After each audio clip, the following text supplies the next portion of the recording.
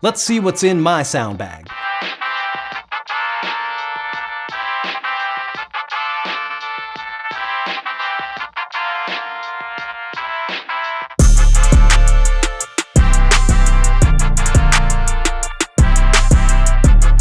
A while back, I was working for a photography school and I'd done a video for their page involving my old bag. Since then, I've upgraded and I wanted to, I guess, do a video for my page showing my sound bag. But you can check out that video. It's pretty cool. It's older tech. It's Sound Devices 442 with direct outs into a Zoom F4. And at that time, it really worked out pretty well because I was doing more live event stuff like conferences and that sort of thing. And we would film these sorts of events and we would be needing to broadcast that sound into the room for the audience, as well as take a recording of that. And at the same time, time code sync to cameras and, keep everything in sync that way. So that setup was nice because I could take the microphone that they're talking into, a wireless mic, and, run that receiver right into my 442. And then I could run out of the outs of the 442 to the PA speaker. So that was kind of an independent sort of part of the production. I could run those faders just for the sound of the room. And then on my F4, I could work on just getting a clean recording of that.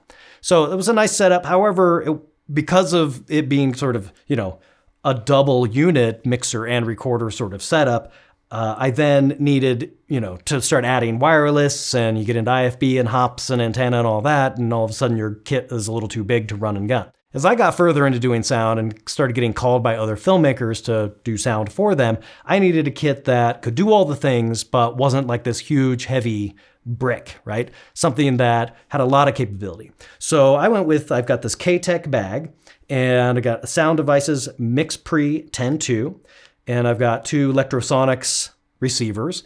I've got a separate bag that I'm talking right now into that has a Zoom F8N and my other Lectrosonics, my third Lectrosonics receiver plugged into that.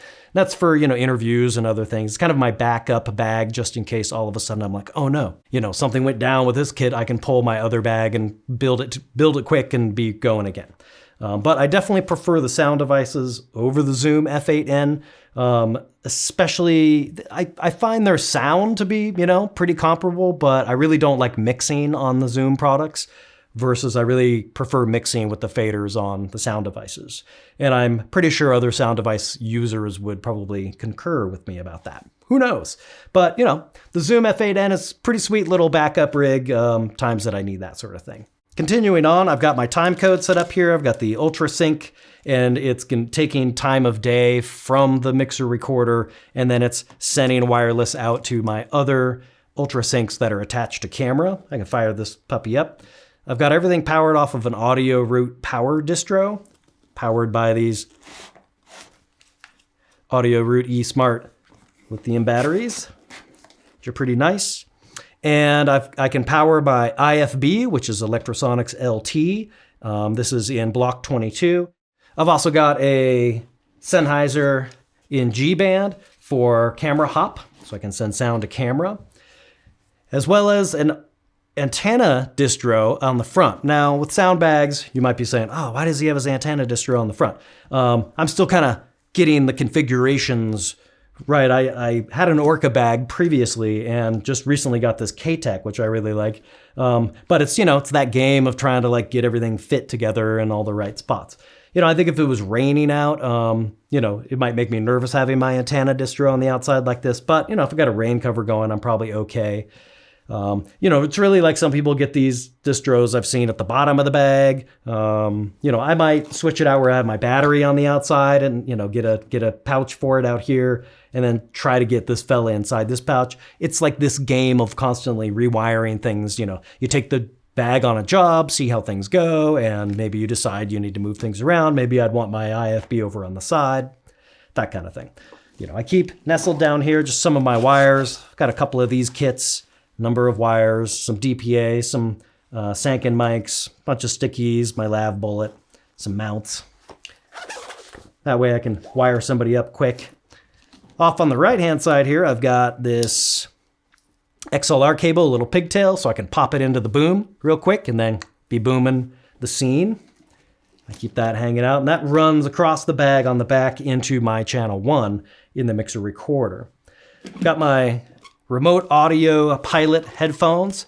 These things have been really handy in situations that are really loud. I've worked on a documentary where we're at various mines with huge equipment. So it was really nice to be able to put something on and know that I was protecting my own hearing a lot of the time, and I could just turn my own headphone volume down if things were getting too loud and just monitor my channels at that point.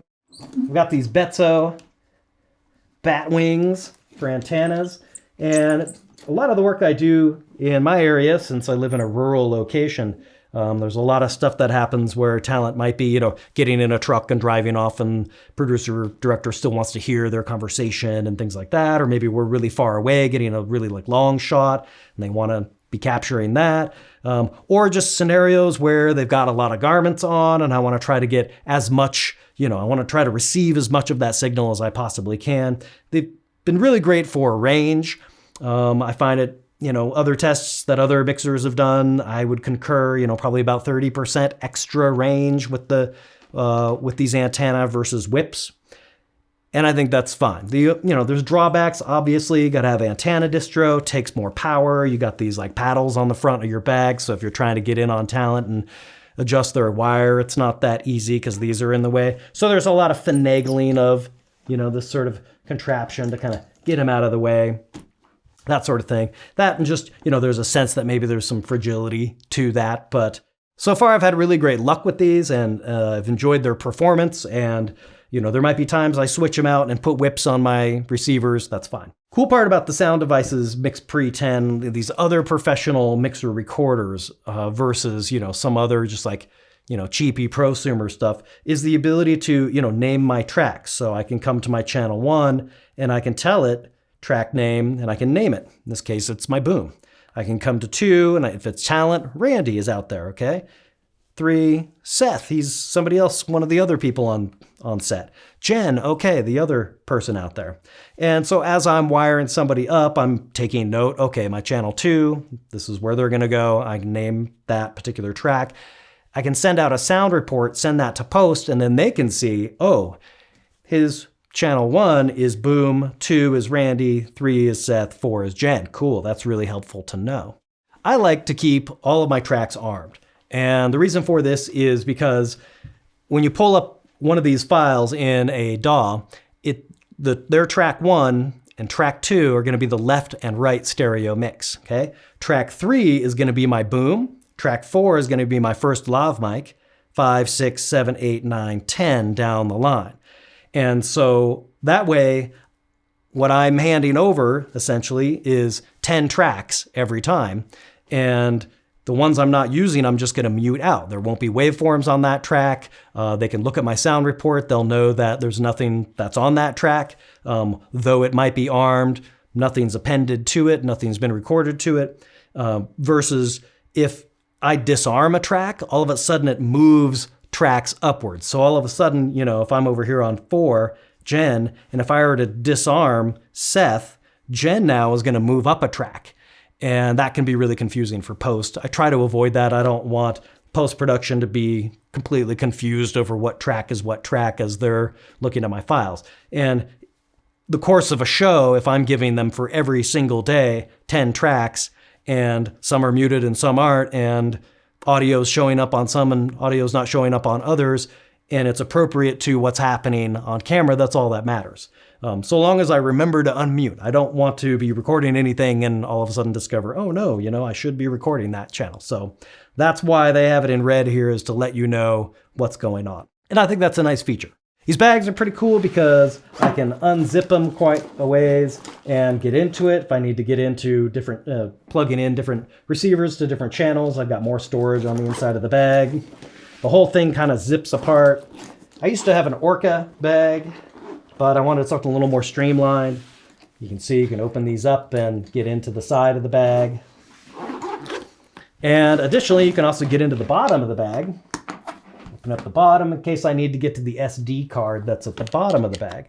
However, the cool part about the Mix Pre 10 is that on the side, there's actually a little USB-A stick, like a little thumb drive. And so, I'll be talking to the DIT and I'll say, oh, hey, or the media manager, do you have USB-A with your computer? Like, oh yeah, they usually have a dongle or some sort of adapter, in which case I can just pull my USB-A and that's been taking a backup of everything that's being recorded to the SD card, which is nice to be able to just pull that out of the side.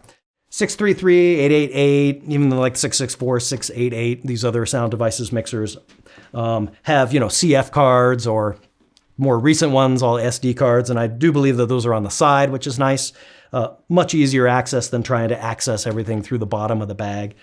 And that'll be nice. At some point, I will upgrade to one of those, but for right now, in the work that I do, the MixPre 10.2 has been more than sufficient. I've loved everything that it can do. It's a highly capable piece of equipment. I hope you liked this video. I hope you thought this was interesting. I know most people out there, probably the soundies of the world, will get a kick out of seeing another sound person's sound bag, and maybe you'll have suggestions. You might say, oh, hey, you should do this, or hey, have you considered? Feel free to leave a comment down below. Feel free to hit the like if you liked it. Subscribe to my channel. It's all kinds of video, photo, audio related things happening here. Thanks for watching. See you soon.